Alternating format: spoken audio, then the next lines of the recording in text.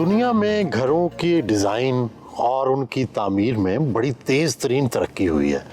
आप दुनिया में कहाँ कहाँ गए हैं और कहाँ सबसे अच्छे घर बन रहे हैं दुनिया में?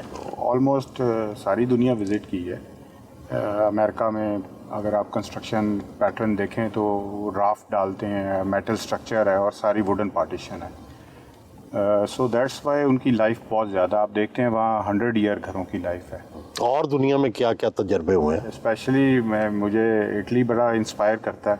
वहाँ का जो आर्किटेक्चर है और सोचने की और देखने की बात है कि वो 1,500-2,000 या 3,000 साल पहले वहाँ के जो लोग थे वो कितना उनका पीस ऑफ माइंड था, आर्किटेक्चर किस लेवल का वो लोग डेवलप कर रहे थे, जो अभी भी हमारे रीजन में उस तरह से काम नहीं हो रहा।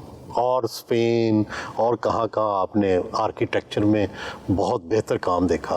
आर्किटेक्चर स्पेन में बार्सिलोना में गाउदी का चर्च है, वो बड़ा फेमस है और उसका बड़ा इंस्पायरिंग जो वो तो अभी तक ज़ेरे तामीर ही है। ऑलमोस्ट सर कंप्लीट हो गया बस अभी, तो वो कंप्लीट है, अभी इंशाल्लाह ओपन हो जाएगा नियर बाय। तो आपका पसंदीदा आर्किटेक्ट, डिज़ाइनर और बिल्डिंग कौन सी है?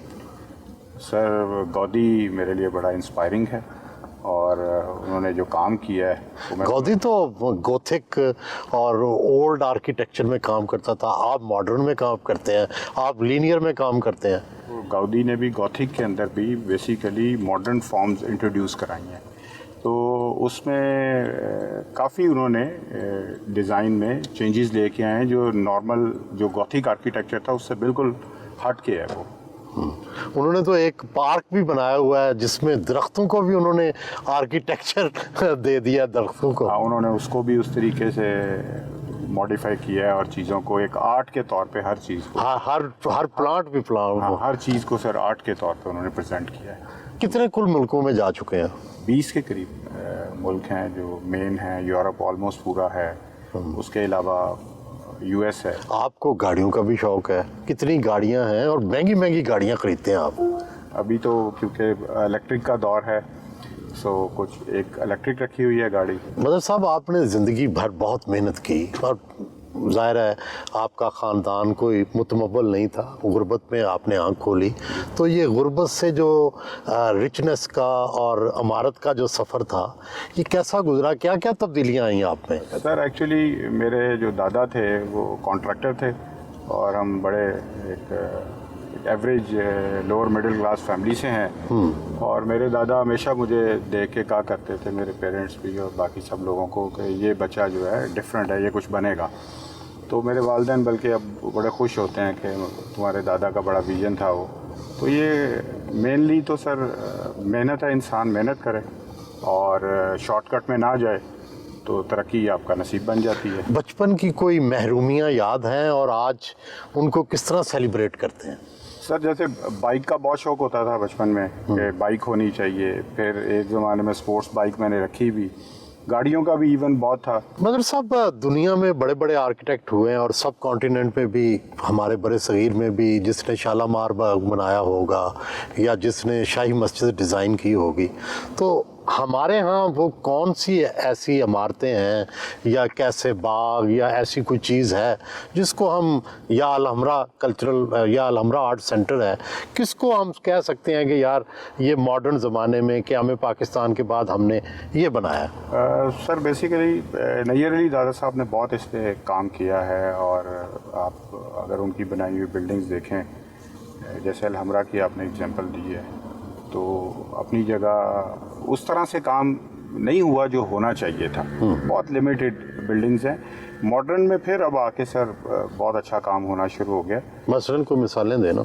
सर एक और बिल्डिंग है हमारी जेल रोड के ऊपर, आप देखें तो वो भी नैयर साहब की डिज़ाइन है, वो बड़ी स्ट्रेट लाइन बिल्डिंग है, बड़ी खूबसूरत बिल्डिंग है। और आपने जो सबसे खूबसूरत तरीन जो बिल्डिंग्स हैं वो आपने कौन सी बनाई, और या किसी और आर्किटेक्ट ने जिससे आप पसंद करते हो? सर एक्चुअली मेरी स्पेशलिटी ज़्यादा रेजिडेंशियल है और रेजिडेंशियल विलाज में मेरे लिए जो इंस्पायरिंग आर्किटेक्ट हैं वो गयूर उबैद साहब हैं। मैं समझता हूँ उन्होंने बहुत ज़बरदस्त काम मॉडर्न लाइंस के ऊपर किया है।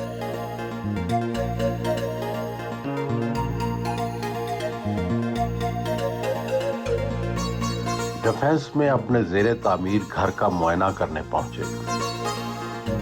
इस घर की क्या खास बात है? इस घर की सर अगर हम प्लांटेशन से शुरू करें, मैं समझता हूँ तो वो आप अगर देखें तो ये खजूर मेरा फेवरेट बेसिकली दरख्त है। तो हमने इस पे ये सारी बार फसाड के ऊपर खजूरें लगाई हैं। खजूरें लगाने की क्या वजह है? एक तो ज़ाहिर है मकामी हमारा दरख्त है और बड़ी आसानी से हो जाता है। सर ये जब अपनी फॉर्म में आता है तो बड़ा खूबसूरत लगता है, टॉल है। उसके बाद जो इसके नीचे बाकी प्लांट्स होते हैं या ग्रास है, उसको चलने में आसानी रहती है। नॉर्मल जो दरख्त होते हैं उसमें वो नीचे सारा आपका घास भी नहीं उगता। तो इसलिए ये मुझे खैर इसकी शेप बड़ी पसंद है सर। एक ये भी अल्लाह का शाहकार है, तो इसलिए मुझे बहुत पसंद है। और ये पत्थर बाहर कौन सा लगाया आपने? इसमें सर हमने ये सारा ट्रेविटीन लगाया है जो कि लोकल है। इसमें हम बिग स्लैब्स यूज़ कर रहे हैं। इस घर में जितनी भी प्रोडक्ट हैं सुहेल भाई, वो सारी नेचुरल हैं। एक्सटीरियर, इंटीरियर, फ्लोरिंग लोकल हैं और फ्लोरिंग इसका इटालियन मार्बल है इवन, लेकिन नेचुरल्स हैं। इसमें इस घर में कोई भी हमने टाइल नहीं यूज़ की। अगर आप बाथरूमों में भी जाएंगे तो नेचुरल मार्बल्स हैं बेसिकली। ट्रेवर्टीन कहाँ से आता है जी?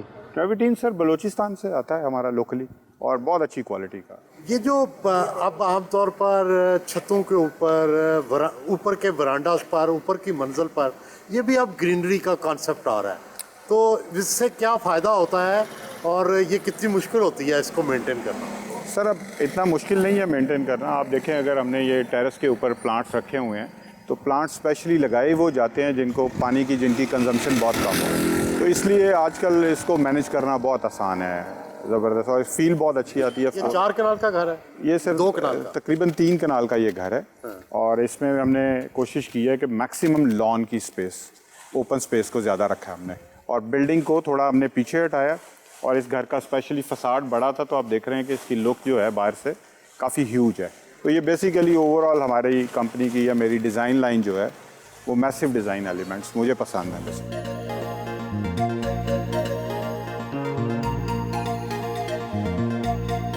बस साहब, आपने ये मार्बल का इस्तेमाल किया है? जी सर। संगे मरमर। और पिछले दिनों कुछ साल पहले तक ये आइडिया था कि इसके ऊपर दाग पड़ जाते हैं, तो इसलिए आप जो है वो जो है टाइल्स यूज़ करें। तो अब दोबारा संगे मरमर का इस्तेमाल क्यों शुरू हुआ? सर एक्चुअली अभी बहुत अच्छे ट्रीटमेंट्स अवेलेबल हैं, और ये स्पेशली ये मार्बल हमने इंपोर्ट किया है। सो इसमें ऐसी कोई कंप्लेंट नहीं है कि कोई स्पॉट एब्जॉर्ब होंगे। तो ये कहाँ का है मार्बल? ये सर इटली का मार्बल है बेसिकली। बल्कि इसमें बड़ी ख़ास बात आपको, आप देखें अगर, तो ये हमने डोर भी जो है ये वुड से ख़त्म करके सर पोर्सलिन के अंदर डोर बनाना शुरू किए हैं। और ये 24 फीट हाइट का डोर है, सिंगल। इवन आप इसको एक उंगली से खोलना चाहें तो इसको आप ओपन कर सकते हैं। यानी ये भारी नहीं है? बिल्कुल भारी। तो इसका इतना बड़ा दरवाज़ा रखने की क्या वजह? हमारी पुरानी रवायत है या इसकी कोई ग्रैंडर या इससे कोई अजमत का एहसास दिलाना मकसूद है?